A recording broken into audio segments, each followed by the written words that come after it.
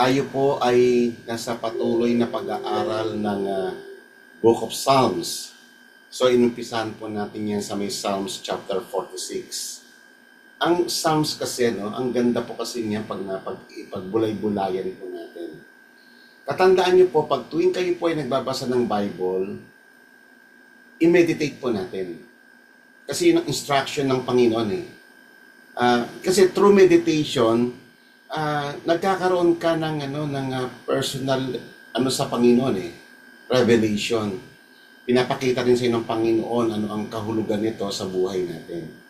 Doon po sa may Book of Psalms, ang dami pong ang gagandang mga confessions ng faith para mahubog yung ating pananampalataya. Uulitin ko po mga kapatid, importante yung nag-grow tayo sa faith. Mahalaga yung lumalago tayo, nade-develop yung ating puso, so that pagdating ng mga perilous times ng ating buhay, alam nating tumayo sa pananampalataya. Kaya vital po yan, yung mga confessions tulad ng The Lord is my refuge, the Lord is my rock and my fortress, a mighty fortress. He is my strong tower. He is my hiding place. He is my shield, my strength, and a very present help in times of trouble. So mahalaga po yung mga confession yan. Katulad po nung pinag-aralan natin nung last week, yung The Lord is my portion. Napakahalaga po kasi mga katotohanan yan. So ngayon naman po, tututok naman po tayo sa Psalms 103, yung gaya ng kinanta natin. Yun po yung content ng buong Psalms 103. Bless the Lord, O my soul. At ito po yung makikita po natin, ito po yung mga pambungad niya ng mga talata. Sa may verse 1 to verse 5, Bless the Lord, O my soul, and all that is within me, bless His holy name. Bless the Lord, O my soul, and forget none of His benefits, who pardons all your iniquities, who heals all your diseases, who redeems your life from the pit, who crowns you with loving kindness and compassion, who satisfies your years with good things, so that your youth is renewed like the eagle. So, ang gandang pakinggan, Kasi, ano po ba ang ibig sabihin ng bless the Lord? O papaano mo pagpapalain ng Panginoon? Papaano pagpapalain yung Diyos na siyang pinagmumulan ng lahat ng pagpapala? So napakahirap po na tanong, Paano mo i-bless yung Diyos na source of all blessings? Diba? So, kaya nga una nating pag-usapan muna, ano ba yung blessings na kinocommand dito? Kasi dapat trabaho natin ito mga kapatid. Ito po ay hindi pakiusap, this is a command. Bless the Lord, O my soul, and all that is within me. So, ikaw, yung kaluluwa mo at lahat ng sangkap ng iyong katawan ay dapat na i-bless ang Panginoon. Lahat ng iyong lakas, lahat ng iyong talino, lahat ng iyong mga potentialities, you have to bless the Lord. Kailan papaano nga? Papaano natin i-bless ang Diyos na siyang pinagmumulan ng lahat ng pagpapala? So, ang Diyos natin mga kapatid, siya ay isa sa mga katangian ng Diyos natin ay yung tinatawag na self-sufficiency. Tayong mga nilalang niya, insufficient tayo. Kapos tayo. We need God. Kailangan natin ang Panginoon, ang support ng Panginoon para masustain tayo sa buhay. Pero ang Diyos baliktad Wala siyang pangangailangan. Sabi nga sa Acts chapter 17, The God who made the world and all things in it, since He is the Lord of heaven and earth, does not dwell in temples made with hands, nor is He served by human hands, as though He needed anything. Since He Himself gives to all people life and breath and all things. For in Him we live, we move, and exist. So, sabi niya, ang Diyos, wala siyang pangangailangan. Pinaglilingkuran natin siya, sinasamba natin siya dahil kailangan niya yon, hindi. Actually, yung ating ginagawa sa Panginoon, yung ating pagsamba, yung ating mga paglilingkod, panambahan, lahat ng iyon ay act of gratitude natin sa kanyang kabutihan. Kasi ang Diyos natin ay self-sufficient. He does not rely on creation for its existence or well-being. Naalala ko noon pag nanonood ako ng mga Greek goddesses. Yung mga Greek goddess nila, kapag hindi na nagpipray yung mga tao, parang nagsisist sila to exist. Nangihina sila. So, kinakailangan na patuloy ka mag-pray sa kanila para patuloy silang mag-exist. Ang Diyos natin ibang-iba. Hindi nakadepende sa creation na ito ang kanyang existence. Kahit na wala tayo, mag-exist ang Panginoon. God's existence is not contingent on anything external of Him. God does not need to be sustained by anything else. He is inherently complete in Himself and independent in Himself. So, ang bibigat po ng mga statement po yan. Wala siyang pangangailangan Hindi siya nakadepende sa kanyang creatures. Siya lang mismo complete na siya. Siya lang sa sarili niya, sufficient na siya. Paano mo ngayon i-bless ang Diyos na walang kumpleto na sa lahat ng bagay? God is considered complete and perfect in His own being, lacking nothing that would necessitate reliance on created beings. So, uulitin ko, kaya natin sinasamba ang Diyos hindi dahil sa kailangan niya. Pinaglilingkuran natin siya hindi dahil sa kailangan niya yun.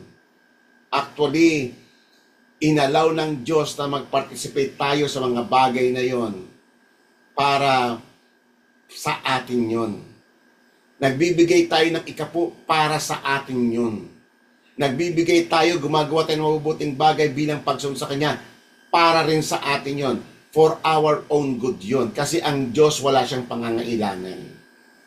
Nirequire niya tayo na magkaloob para tumakbo ang kanyang kaharian. But even without us, tatakbo ang kaharian ng Panginoon. Amen? So, ganyan po ang Diyos natin. Naglilingkod lang tayo sa Kanya as an act of our gratitude. Our response of gratitude sa Kanyang pag-ibig, sa Kanyang katapatan, at saka sa Kanyang mga kahangahangang magawa. Kaya nga, even yung mga animal sacrifices na nirequire niya noon, hinahandog yun ng Israel, ng bayang Israel. Hindi para yun talaga actually para sa Diyos. Actually, para yun sa atin kasi pinipicture no si Jesus Christ. Yung si Christ, ang sacrificial lamb na ibinigay ng Diyos para sa atin sa katubusan natin. So, sabi nga ng Panginoon, sa may Psalms chapter 50, I shall take no young bull out of your house, nor male goats out of your folds, for every beast of the forest is mine. The cattle on 1,000 hills, kanya rin yon. Lahat ng ibon sa mga bundok, kanya rin yon. At lahat ng gumagapang sa fields ay kanya rin. So nakita nyo, no? Lahat ng iyon, lahat pala ng ino-offer natin kay God, galing din sa Kanya. Binibigyan lang tayo ng Diyos ng mga bagay na yon para meron tayong may handog sa Kanya. Kung wala siyang ibibigay sa atin, wala rin tayong may handog sa Kanya. Kaya nga pinagpapala niya tayo ang ating hanap buhay para makapaghandog tayo sa Kanya. Hindi yun para sa Kanya, kundi upang turuan tayong matakot at gumalang sa Kanya. Amen. Kaya nga, papaano natin pagpapalain ng Diyos? Actually, nakasulat na rin yan. Sinulat na rin yan sa mga talata. Tulad po nito, no? Sa may verse 1 to 2. Bless the Lord, O my soul, and all that is within me. Bless His holy name. Bless the Lord, O my soul, and forget none of His benefits. Huwag mong kakalimutan yung mga ginawa ng Diyos sa iyo. So, ibig sabihin, sa pagsaysay mo ng lahat ng mga kabutihang ginawa ng Diyos sa iyo, doon mo siya napagpapala. Kasi ang Diyos wala siyang pangangailangan eh. Ang nais lang ng Panginoon, ibalik mo sa Kanya kung ano yung due sa Kanya. Alam mo mga kapatid, bakit iyan ang unang-unang nilagay na talata? Forget none of His benefits. Why? Kasi ang pagiging forgetfulness natin ay isa sa mga common sin natin. Lagi nating nakukomit yan. Minsan hindi na natin alam yon. Minsan sanay na tayong kalimutan yung mga ginawa ng Panginoon sa buhay natin. And that is a serious sin, mga kapatid. Forgetfulness. Amen? Why? Kasi kinakalimutan mo eh. Pag kinalimutan mo yung ginawa ng Panginoon, kunyari, nag-pray ka ngayon ng kagalingan. Nung gumaling ka, okay ka na. Alam niyo mga kapatid, no, ako matagal na akong pastor. Ang dami nang nagpa-pray over sa akin. Yung iba, pag may karamdaman, Pastor, pag-pray mo nga ako para pagalingan ng Panginoon. Okay. So pag-pray ko naman. Nung gumaling na, wala na.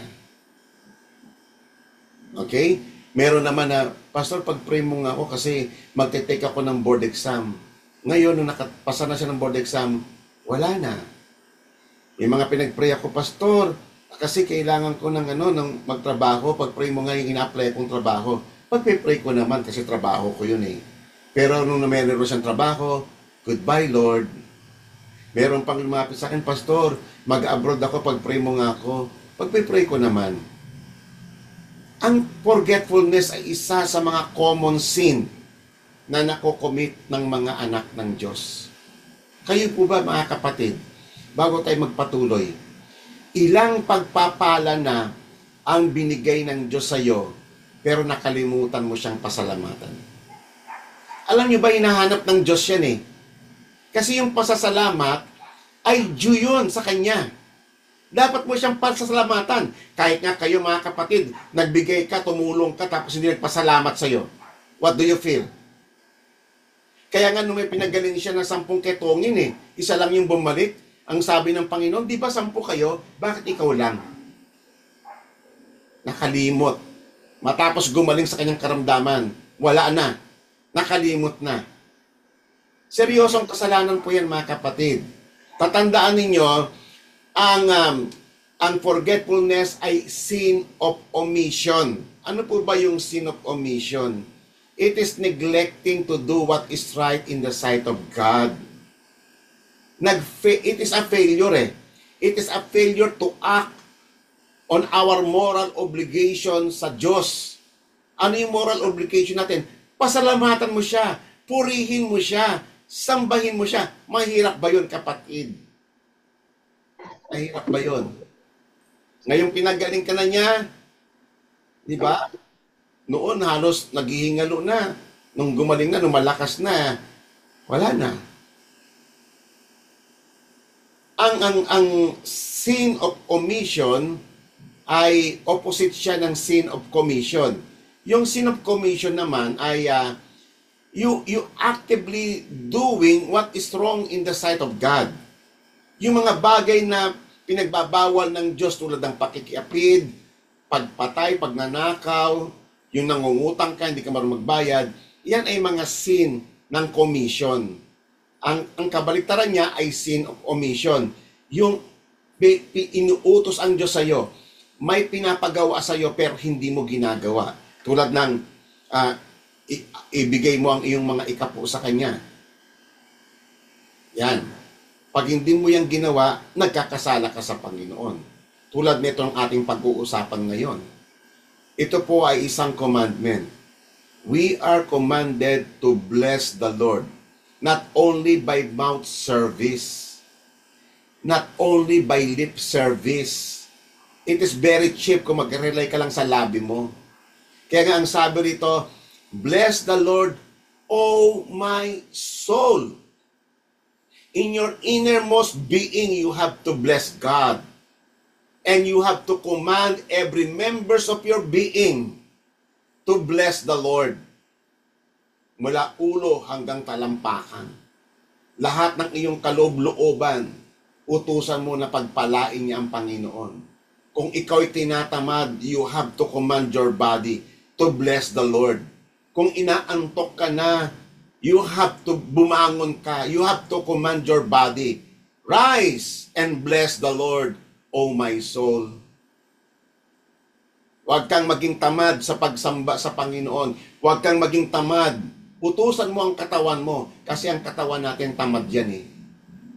Pag sa gabi manonood kang teleserye, pag sa gabi halos ayaw mo nang, tapos ka na manood, nakatulog ka, pagbangon mo ganun, ayaw mo nang manalangin kasi antok ka na, diretso ka na. No, ang sabi ito ng Panginoon, command your body. Command your soul. You have command every members of your body to bless your holy name.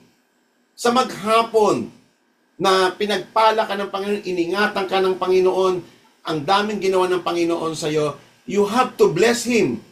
Pag ikaw ay mag-retire na sa gabi, you have to bless Him. Kaya ang sabi rito, do not forget none of His benefits. Amen? It is a grave sin. It is a serious sin to forget what the Lord has done for us. It is a failure to return to God what is due to Him. Because we are commanded, no? We are commanded to bless the Lord. Paano ba yung blessing? Isasaysay mo ang lahat ng kanyang kahanga-hangang mga gawa. Pag pinaggaling mo, ibalik mo sa Panginoon. Nung panahon na sa panganib ka, humingi ka ng saklolo, and then niligtas ka na, pagpalain mo ang Panginoon. Kapag ikaw ay nasa panahon ng karamdaman at pinaggaling ka ng Panginoon, you have to bless the Lord. Walang-wala kang pera, nag-pray ka kay God, pinag-provide ang Panginoon ng pangmatrikula ng anak mo, mga pangangailangan mo, you have to return it to God. You have to bless the Lord. Amen po ba mga kapatid? Mahirap po ba yan? Ang kalaban mo lang dyan, katamaran. Okay? God has commanded us to tell and declare and proclaim all His wonders, to declare all His wonderful deeds. At iyan ang pinaka-reason, kapatid, kung bakit tayo tinubos ng Panginoon.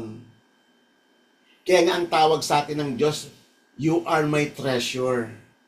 Ang tawag naman natin kay God, Lord, you are my treasure. Hindi po ba?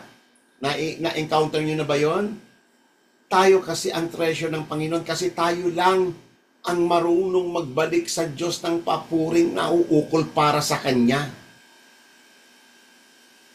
Ang tawag po dyan ay ascription. Kaya madalas ninyong ma-encounter sa may Bible, ascribe to the Lord. Ascribe to the Lord. Ang ibig sabihin po ng ascribe ay ibigay mo sa Diyos ang nauukol para sa Kanyang banal na pangalan. Iyon pong ibig sabihin ng ascribe. Ngayon ba, naririnig mo pa ba yung salitang ascribe ngayon? Ngayon ba, naririnig po rin mo pa ba yung mga Kristiyano na dinideclare nila ang wonders ng Panginoon? Kung paano sila hinango ng Panginoon sa kanilang kasalanan, kung papaano sila pinalaya ng Diyos, kung papaano sila kinahabagan ng Panginoon. Kaya nyo bang isa-isay in details? Sa ating Bible study, madalas ating pag-usapan yan eh. Sinasaysay ko sa inyo yung kahanga-hangang ginawa ng Panginoon. Kayo rin dapat alam nyo rin isaysay. Tell all the wonders of the Lord. Sabihin mo yan sa mga kapamilya mo, sa asawa mo, sa mga anak mo, sa mga kaibigan mo. Tell it. I-broadcast ninyo na ang Diyos ay mabuti. Amen? Kaya nga, yung pinatotoo ko sa inyo, na yung paralytic na babae, bedridden siya all her life. Bedridden siya. Nakahiga lang siya, hindi niya kayang tumayo, hindi niya kayang pumunta ng CR, hindi niya kayang mag-ano ng kanyang sarili. Yung mga anak niyang nag-aasikaso kanya, mga anak niya mga lalaki. Tuwing bibisit ako sa kanya, tuwing kumustahan ko siya, God is good all the time. Yan ang lagi niya sinasabi. Amen? Kahanga-hanga yung mga ganun, ano. Tayo kaya, pag kayo ba sumahod kayo, kumusta na po? Naalala nyo ba si God pasalamatan? Pag may mga kinakain kayo, marunong ba kayo magpasalamat sa Diyos? Pag may tinanggap ba kayong blessing, may nagbigay na mga kaibigan mo, may nagbigay sa iyo something, napasalamatan mo ba ang Diyos doon? Kasi sila lang yung mga channel of blessing ng Diyos eh. Pero si God talaga nagbigay sa inyo nun. Siya yung nag-iingat sa atin araw-araw, mula umaga hanggang gabi, kung bakit pa tayo nakakahinga ngayon, kung bakit may lakas pa akong mag-preach. Si God lang lahat yan eh. Galing lang sa Kanya yan. Gaya ng sinabi natin kanina, in Him we live, we move, and have our being.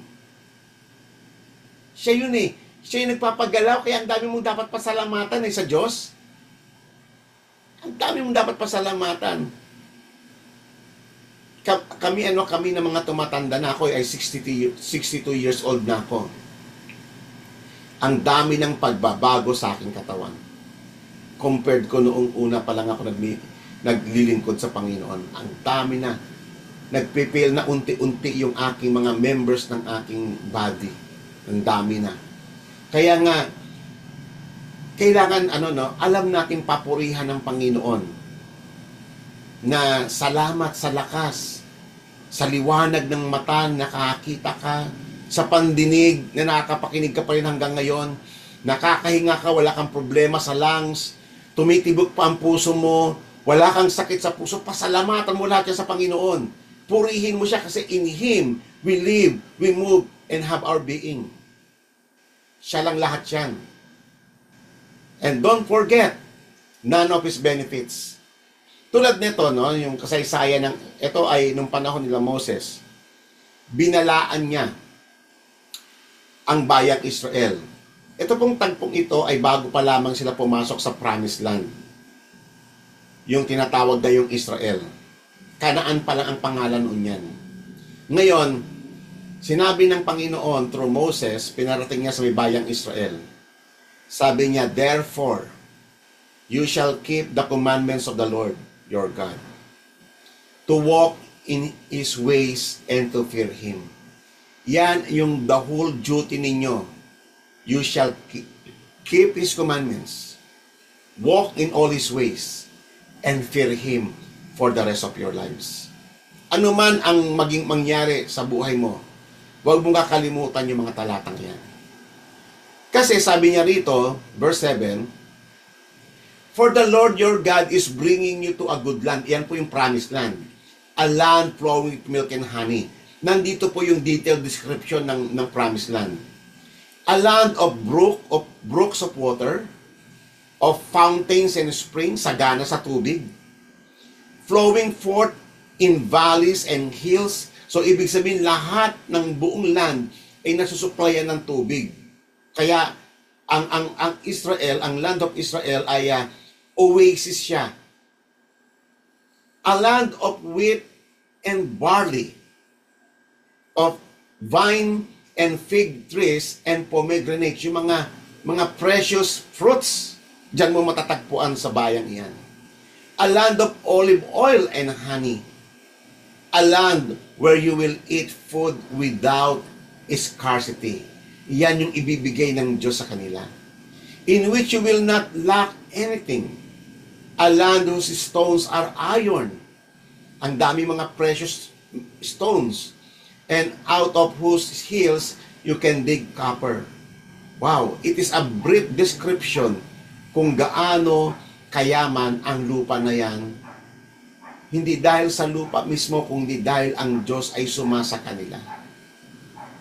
So ngayon, sabi ng Panginoon sa talatang ito, bago kayo pumasok dyan, bago ko ibigay yan sa inyo, huwag nyo muna, papaalalahanan ko lang kayo, huwag nyo kakalimutan ang aking commandments. Huwag nyo kakalimutan na lumakad kayo sa aking daan at katakutan nyo ko. Bago niya ibigay yung prosperity ha, and ito na, verse 10 na. Because when you have eaten and are satisfied, ito yung common na problem ng mga tao eh. Pag nabusog na, pag nag-uumapaw na ang blessings niya, ang sabi ng Panginoon, you shall bless the Lord your God for the good land which He has given you. Huwag niyo yung kakalimutan na i-bless niyo ang Panginoon pag naka-receive na kayo ng blessing niya. Huwag ninyong sasambahin yung blessing. Sa halip yung nagbibigay ng blessing. Yan ang sabi ng Panginoon. Kasi ganyan po ang nangyayari ngayon. Matapos na pagpalain siya ng Panginoon, ang worship na ng mga tao ay yung biyaya ng Panginoon sa kanila. Hindi na yung Diyos na nagbigay sa kanila ng pagpapala. Verse 11. Beware that you do not forget the Lord your God by not keeping His commandments and His ordinances and His statutes, which I am commanding you today. Otherwise, when you have eaten and are satisfied and have built good houses and live in them, ang gaganda na ng bahay nyo, nakakondo na kayo, mansyon na bahay mo, nanagana ka na dahil sa pagpapala ng Panginoon. And when your herds and flocks multiply, nagmultiply na pati pera mo sa bangko, and your silver and gold multiply, and all that you have multiplies, kasi pinagpapala ka ng Panginoon. Then ito na yung nakakatakot na part. Then your heart will become proud. Wow. At ito ay nangyayari ito over and over again, even among Christians. Pag nanagana sila, yumayabang na. Tumataas na ang kanilang mga tingin sa sarili. Lalo na pag nagkaroon na siya ng mataas na posisyon, nagkaroon na siya ng maraming pera sa bangko, may ari-arian na siya, yumayabang na. It was written in the Bible. Hindi po si Pastor Jess ang nagsasabi niya. Then your heart will become proud, and you will forget the Lord your God, who brought you out of the land of Egypt, out of the land of slavery. It is a common sin. Kahit sa mga Kristiyano, na matapos nating matikman yung abundance, yung goodness ng pangako ng Panginoon, commonly nakakalimutan na ang Diyos. Nakakalimutan niya kung saan siya nagmula. Nakakalimutan niya kung paano siya pinagpala ng Panginoon. Akala niya by his own effort, akala niya by his own strength, nag-gain niya ang kanyang mga properties. Nakakatakot po yun, kapatid. You should bless the Lord. Lagi mo siyang katatakutan. Always keep His commandments.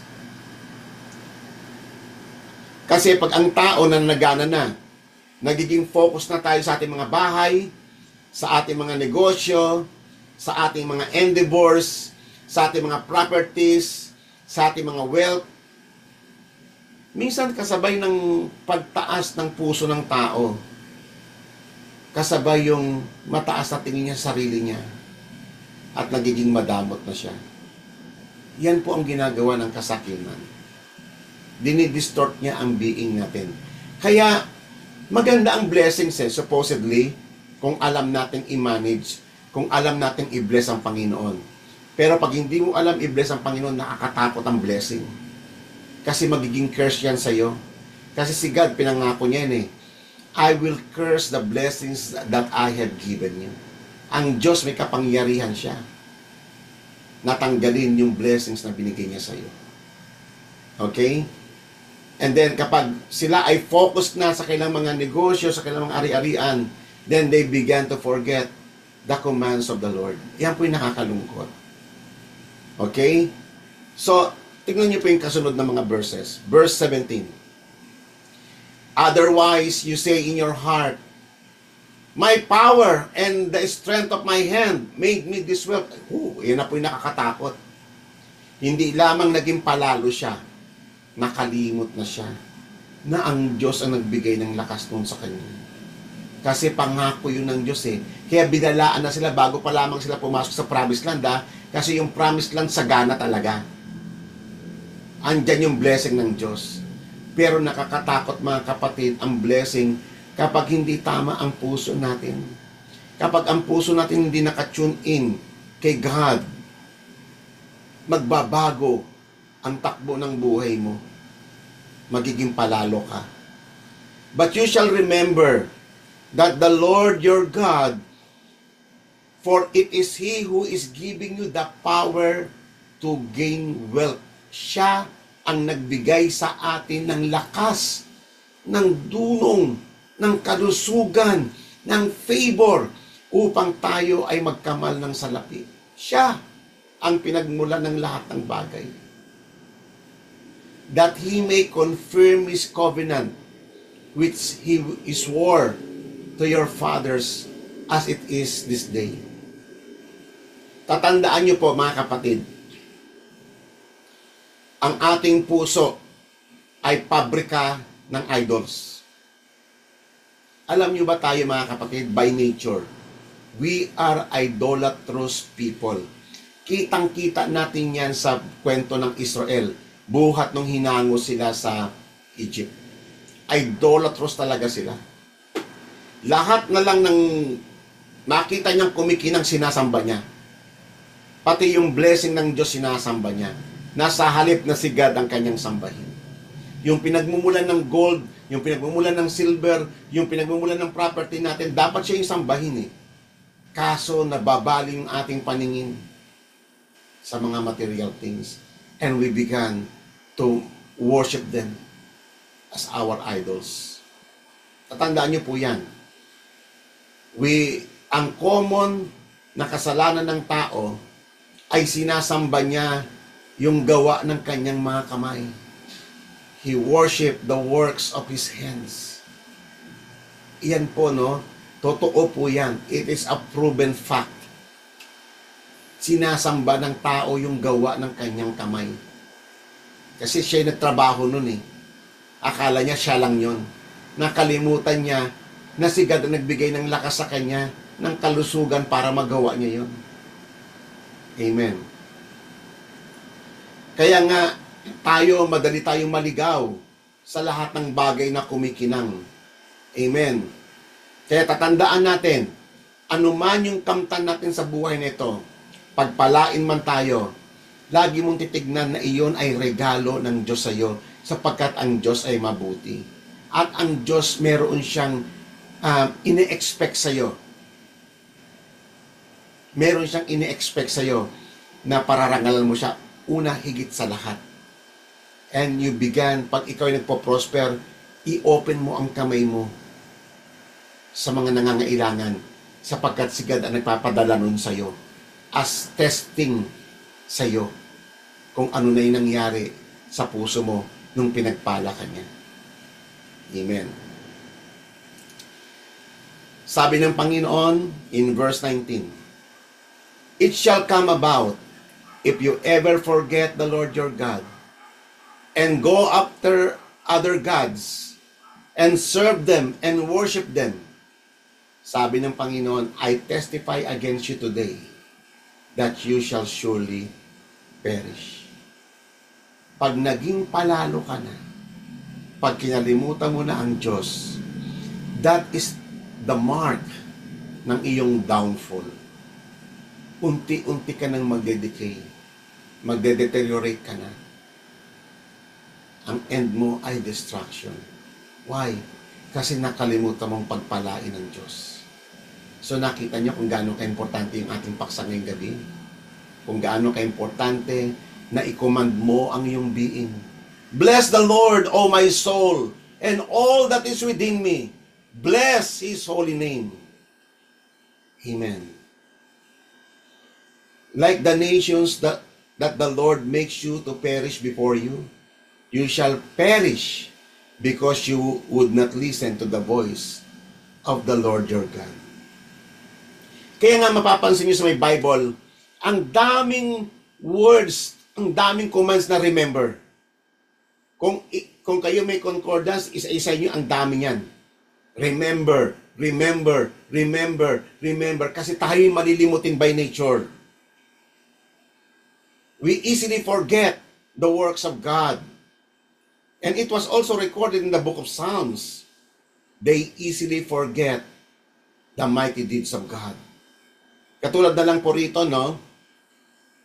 Huwag niyo ipe-pervert ang justice na due para sa mga alien and orphan o sa mga widow na nag-pledge ng kailang garment. Sabi ng Panginoon, alalahanin ninyo na kayo rin ay dating slave ng Egypt. And God, the Lord your God, redeem you from there. Therefore, I am commanding you to do this thing.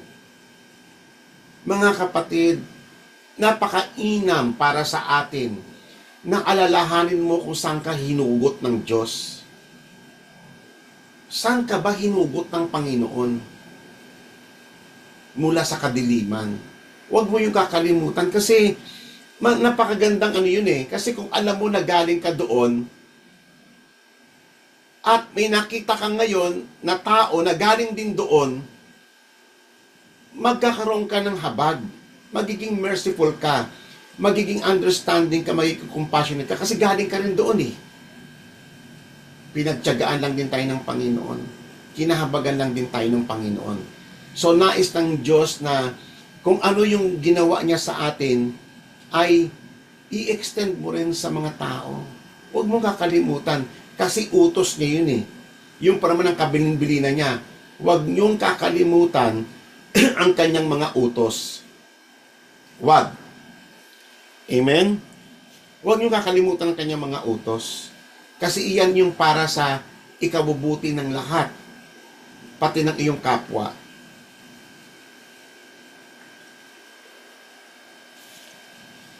So ngayon, kapag tayo, nakalimot na tayo, kung sino tayo dati, saan tayo hinugot ng Panginoon, naturally talaga tataas ang tingin mo sa sarili mo, lalo na pag ikaw may position ka na, may kapangyarihan ka na, may pera ka na, may ari-arihan ka na.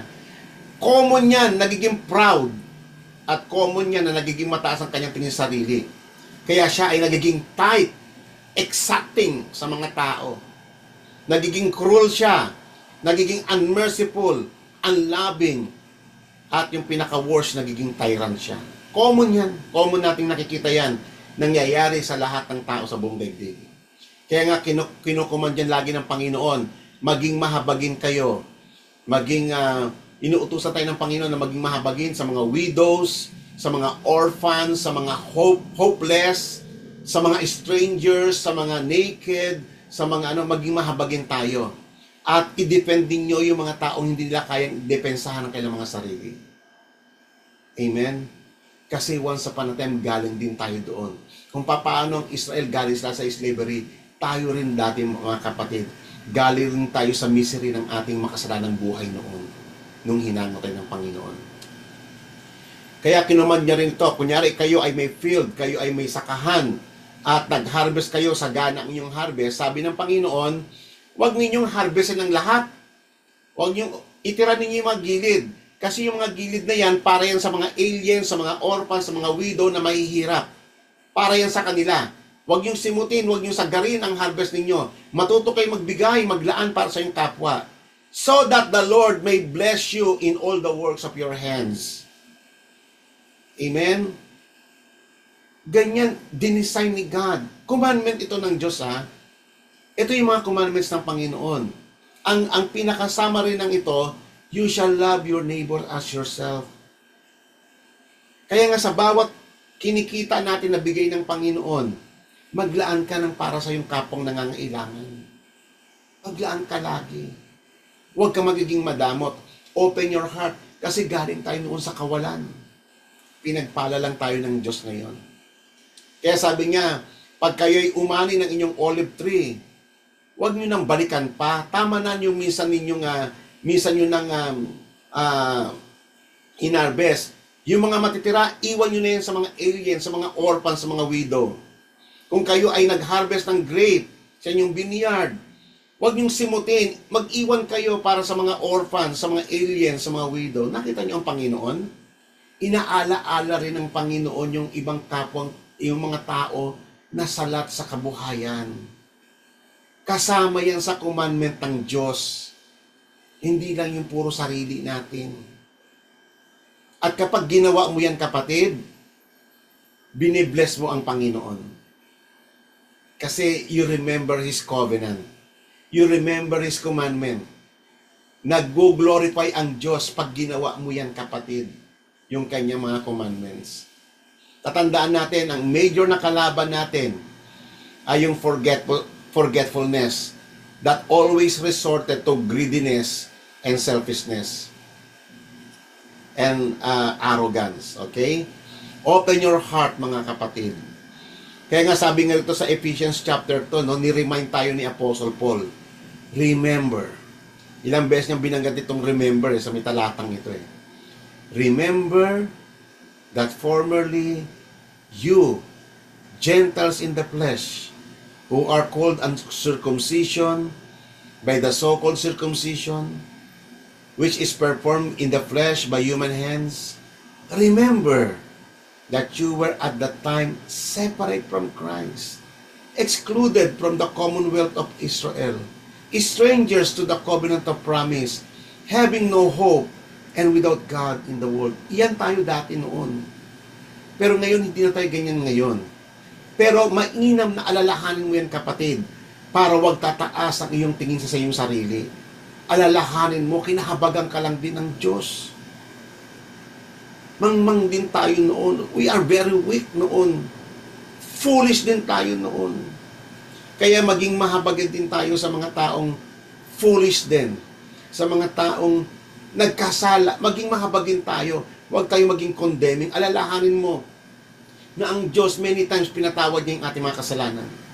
Lagi mong titignan yung ginawa ng Diyos sa iyo para huwag tataas ang tingin mo sa iyong sarili.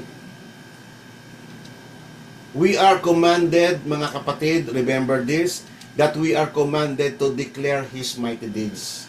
And it was narrated dito po sa may Psalms 103 na binasa natin kanina. Forget none of His benefits. Ano-ano yon? Who pardons all your iniquities. Grabe ang pagpapatawad ng Diyos sa atin, mga kasalanan, mga kapatid. And do not underestimate yung sin. Marami tayong mga kasalanan. Actually, mas marami yung kasalanan hindi mo alam na nakukomit mo na pinatawad ng Panginoon. Kaysa sa mga kasalanan, alam mo. Mas marami yon.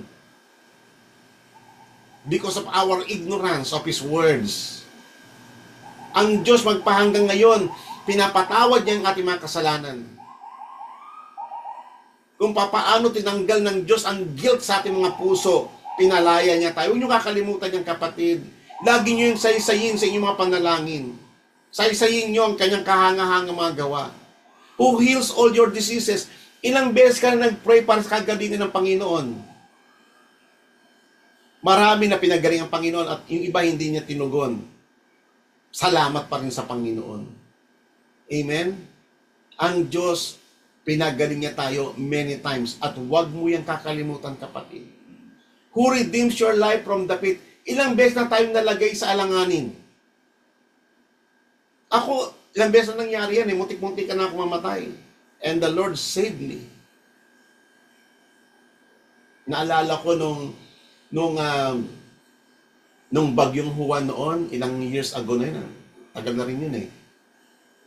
10 years ago o more than, nung nandun pa kami sa lumang church noon, sa may sentro noon, ang lakas noon, super typhoon yun, bagyong Juan. Yung bubong namin sa kusina, pumapalakpak na. Ako, I'm trying to save yung bubong.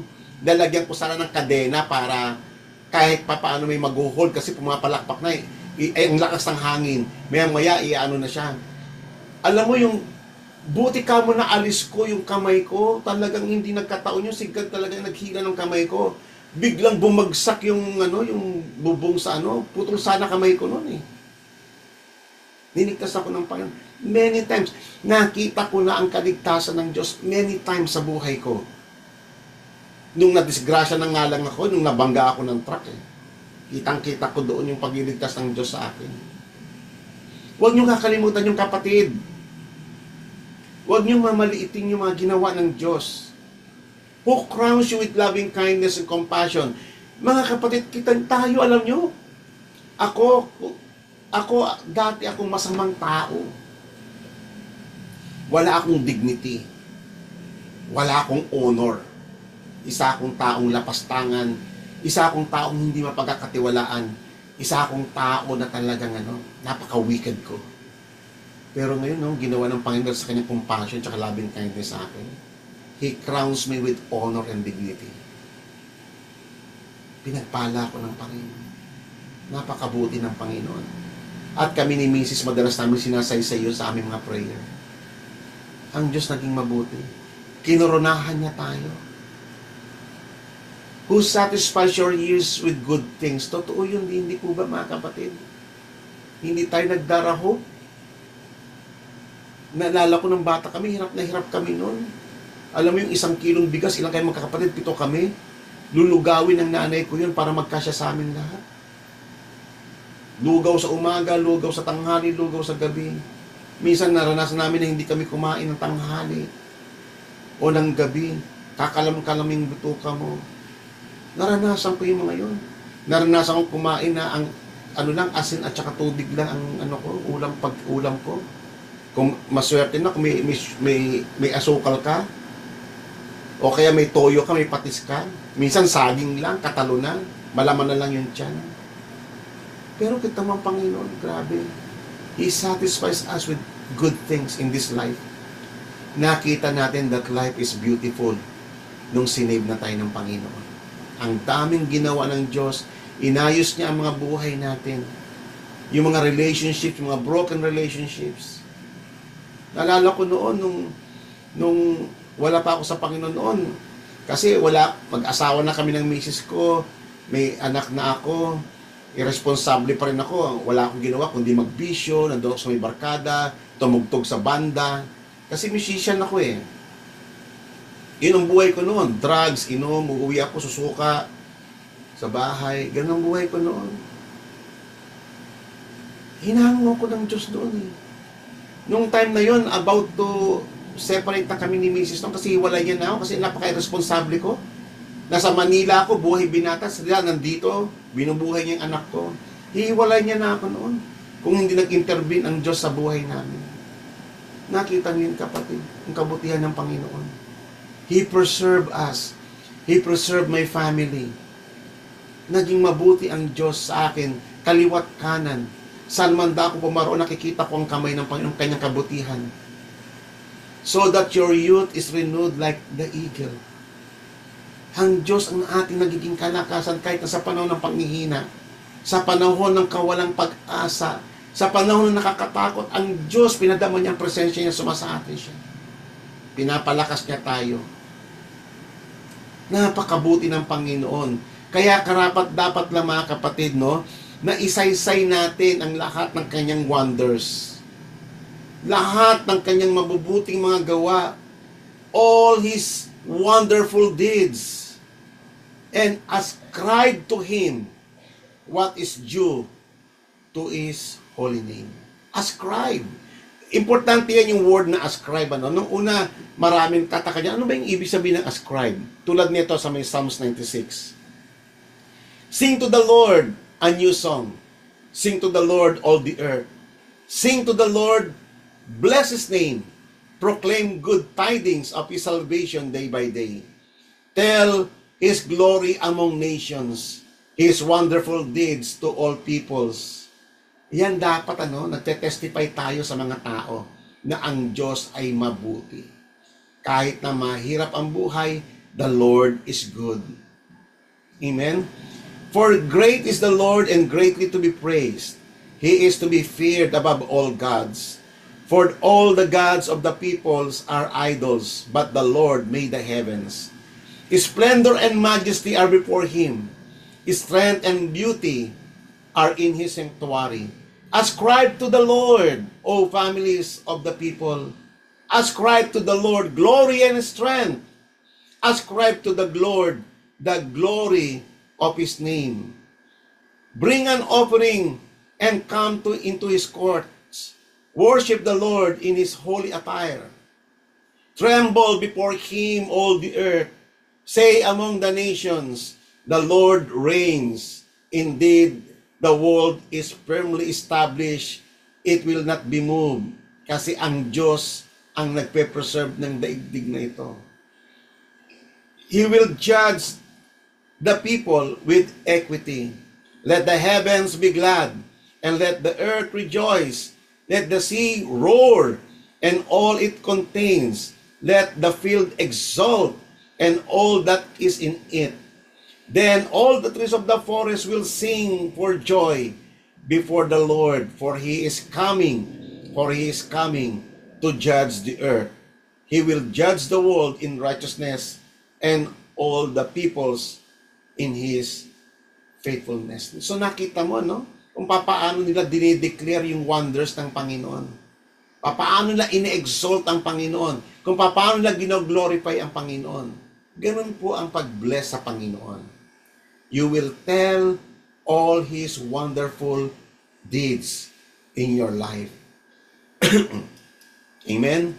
So ayan po, napakarami po niyan sa mga Bible. So ayan po, panoodin niyo na lang po, basahin niyo po yan, i-meditate niyo po yan sa inyong sa bahay. Yan pa sa may Psalm 77, I shall remember the deeds of the Lord. Surely I will remember your wonders of old. And then meditate on the works of God. Yan. Basahin niyo na lang po yan sa may bahay. And then mag-jump na po tayo dito sa Ephesians chapter 2. Ito napakaganda kasing passage nito. This is New Testament. Si Apostle Paul. Una, para may pakita niya yung kabutihan ng Panginoon, sinaysay niya muna yung ating former condition. Ito ang sabi niya, na kayo, dati patay kayo sa inyong mga kasalanan. Dati lumalakad tayo sa takbo ng mundong ito ng makasalanan, according to the power of the air, of the spirit that now working in the sons of disobedience. Dati, yun ang nagkokontrol sa buhay natin. Dati tayo ay lumalakad sa pita ng laman. Ini-indulge natin kung ano yung desires ng ating puso at ng ating isip. And whereby nature, tayo ay children of wrath, tulad ng iba. Yan po tayo dati, mga kapatid. Diyan tayo hinango ng Panginoon. But now, hindi po na po tayo ganoon ngayon. Ito na po tayo ngayon, But God, being rich in mercy, because of His great love, which He loves us, even when we were dead in our transgression, made us alive together with Christ. For by grace you have been saved, and raised us up with Him, and seated us with Him in the heavenly places in Christ Jesus, so that in the ages to come He might show the surpassing riches of His grace is in kindness toward us in Christ Jesus. So mga kapatid, napakagandang isaysay po ito sa inyong mga panalangin. Ikwento nyo sa Panginoon yung kung sino ka dati, sino ka noon, kung papaano kanya kinabagan. Isaysay mo sa Panginoon, ikwento mo sa harapan ng Diyos, kasi ganun mo siya i-bless. Ganun mo siya pararangalan. Isaysay mo kung papaano kanya pinulot sa tapos saka mo siya papurihan. Ibalik mo kung gaano kayaman ang pag-ibig niya sa atin. Amen? Ganyan po yan. Actually, supposedly, yung mga praise and worship na kinakanta natin sa church, dapat ganyan ang mga content niyan Hindi yung puro imo-imo lang. Ngayon, ang goal na lang ngayon sa church, parang imo-imo na lang. Huwag pong ganon. Maging makatotohanan tayo. Isaysay ninyo through songs yung mga kahanga-hangang ginawa ng Panginoon. That we may bless the Lord your God. That in return, He may bless us. So nakita nyo yung reciprocity. Binibless natin si God at binibless din tayo ng Panginoon kasi marunong tayo magpasalamat, marunong tayo magpuri sa Kanya. Ito, karugtong po ito ng Psalms 103 kanina. Binasa natin yung verses 1 to 5 and now from 8 to 12. Napakaganda ng passage na ito. Actually, memorize ko ito eh. At pinamemorize ko rin ito sa church. At sana mga kapatid, i-memorize ninyo. Kasi ang ganda-ganda po nito, itong Psalms 103. Sabi rito, pinakita rito kung sino ang Diyos natin. The Lord is compassionate and gracious, slow to anger, and abounding in loving kindness. He will not always strive with us, nor will He keep His anger forever. He has not dealt with us according to our sins, nor rewarded us according to our iniquities. Totoo po ba yan sa inyo mga kapatid? Sa akin kasi totoo yan. Nakita ko yan sa buhay ko. Grabe ang habag ng Diyos sa akin.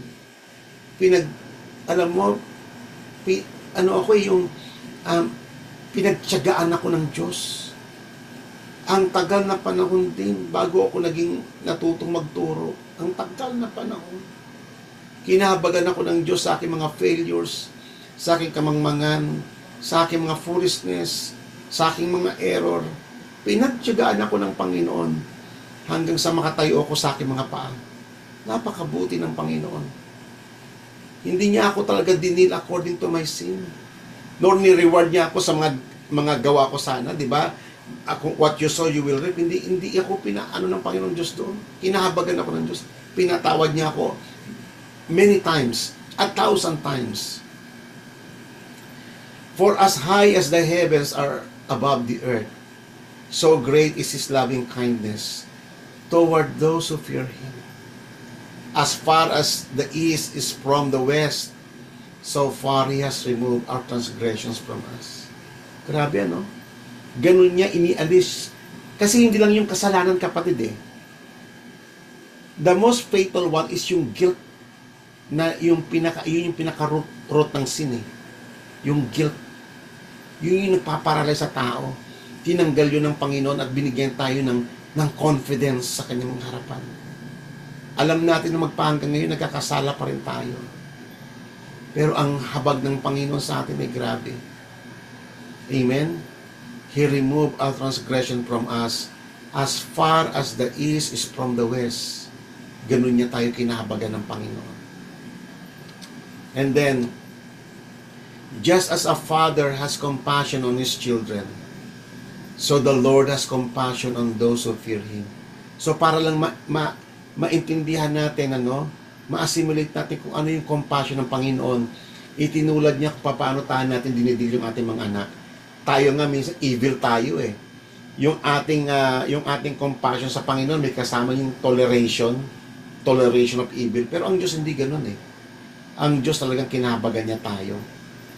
Kinahabagan tayo ng Panginoon. Kasi nakikilala tayo ng Diyos. Sino tayo sa harapan ng Diyos? Ito, verse 14. For He Himself knows our frame. Kilalang kilala niya tayo. Kahit nakatalikod tayo, kahit nasa dilim tayo, kilalang kilala tayo ng Diyos. Alam niya ang ating mga kahinaan. Alam niya yung ating foolishness. For He Himself knows our frame. He is mindful that we are but dust. Amen? Alam ng Diyos, grabe. Grabe ang compassion ng Diyos sa atin. Amen. Kaya nga, sabi nga po rito mga kapatid, therefore, since we receive a kingdom which cannot be shaken, let us show gratitude, by which we may offer to God an acceptable worship with reverence and awe. So, purihin po ang Panginoon sa gabing ito at nawa nakapulutan po natin na mahalagang aral. Matuto tayong pagpalain ng Panginoon. Huwag kayong maging madamot sa Diyos. Command your body. Command your soul. Command every members of your body to bless the Lord. Pagkagising mo sa umaga, bago ka magtrabaho, bago ka ng ibang gawain, huwag mong kakalimutang mag-pray, magpasalamat sa Diyos, iningatan ka nung natutulog ka. Alam mo ba po pwede tayong mamatay anytime pag natutulog tayo? Ako nga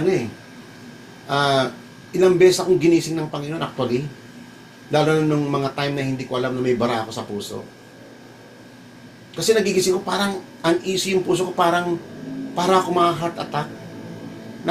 Merong andito uneasiness na hindi siya normal. Ginigising ko ng Panginoon, tapos pag nag-BP ako, taas ng BP ko.